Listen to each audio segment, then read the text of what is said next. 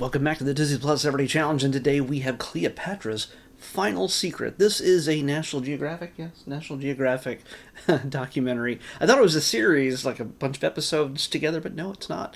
It is just one single 1 hour and 6 minute long documentary about the history and the archaeology behind finding what really happened to Cleopatra and where she may have been buried. It's the woman behind this is Kathleen Martinez. She's from the Dominican Republic, and normally you don't find people from the Dominican Republic to be really into just Cleopatra.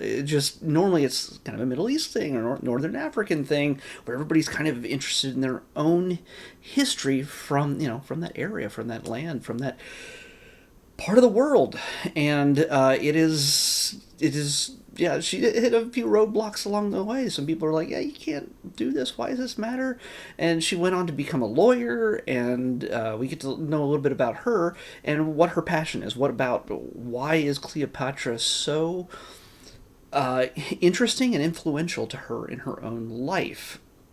And you get to see how she hits a few roadblocks, mostly from men, and it sort of parallels the. I don't know if it was structured this way to make this documentary a bit more, impactful. Doesn't matter. You can take it for what it is, but it reflects a lot of the challenges that Cleopatra was up against, because traditionally in the world, women, at least in some of the biggest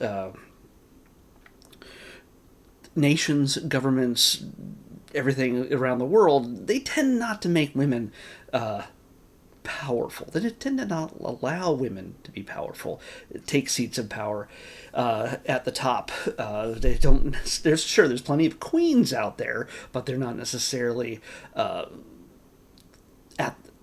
above the king. The king tends to always be the one in charge. It's just the way culture and society has worked for centuries in most of the world. Not everywhere, but in most of the Roman world, the Egyptian world, things like that. The Middle East is very big. Read an ancient book, including the Bible. Read an ancient book, and you're going to find tons of manpower stories. So basically Cleopatra came in, and you may know some things about Cleopatra. You may have learned about her in school, learned about her and just maybe seen a movie or something like that with Julius Caesar as the main character, but who knows? Mark Antony. There's been plenty of movies made about her, but a lot of what you get from those things may not be fully true. She's been a figurehead in a number of just massive changes in the ancient world.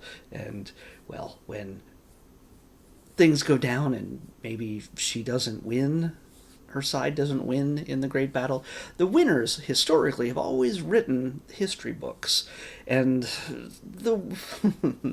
even when there's certain situations when a war is won or a great battle is won, they will take the leaders of the other side and bring them out before their people to humiliate them and treat them basically like garbage, to show, hey, you know what? We're better than this once great person. And yeah, there was a good chance that she was meant for something like that when she was on the losing side of a battle. But honestly, I'm telling you all the stuff that you could probably watch in this. This is actually more interesting than I thought it would be. This is from 2025, so it's pretty new. It came in just at the end of 2025 in the last quarter or so. And this woman has spent more than 20 years seeking out Cleopatra's tomb. So me telling you anything about Cleopatra's history and her life and her death and anything else is going to be woefully inadequate and probably confusing, as is my way. Seek out, if you're interested in what one of the most powerful women in history was like. You should probably look at a bunch of different sources, but and yeah, just don't take one movie or one documentary their word for it. But this is all about a woman's passion to find the historical, not the legend or the myth or anything else, the historical Cleopatra, where she lived, where she ruled, and where she possibly is buried. And Kathleen is Martinez is that woman. She even goes so far as to bring in a very unlikely, well-known person when it comes to digging up or raising up history. Bob Ballard is a part of this. Why? He's the guy who found the Titanic. Why is Bob Ballard? And he's the one who's in the water, and he's found other things since, but he's a guy who goes underwater and finds things. Not the Northern Africa, Middle East kind of areas where tombs reside. Well, it turns out that there's a really good chance that where Cleopatra's body is found could be a place that is now underwater.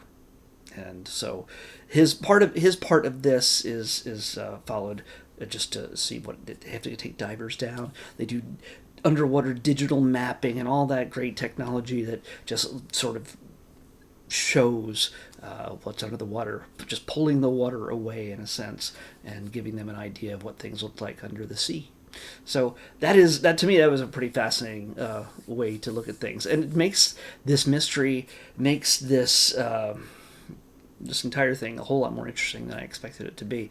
The idea that when Cleopatra died, she probably had plans in place to hide her tomb where she would be buried, because it would be robbed or desecrated or just demolished, obliterated because of people who stood against her.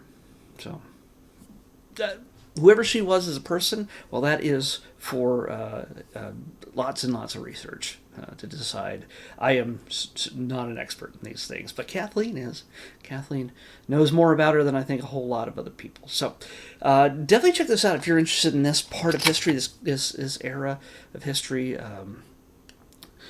Mark Antony and Julius Caesar, and of course Cleopatra, and who she was as a person. It makes it fascinating to check out. So give it a shot.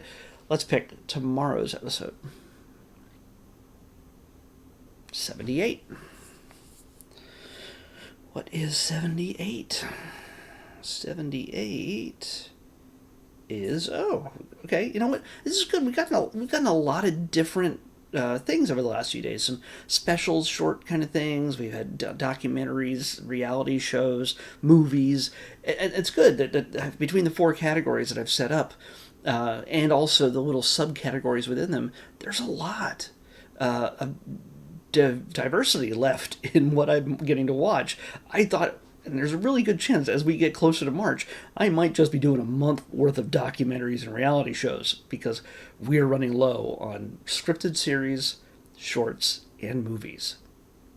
So we'll see how that goes. But tomorrow we're going to be watching an international, foreign, I don't know if it's Korean. I think it's a Korean drama. Maybe it's comedy. I don't know. It's a Korean series.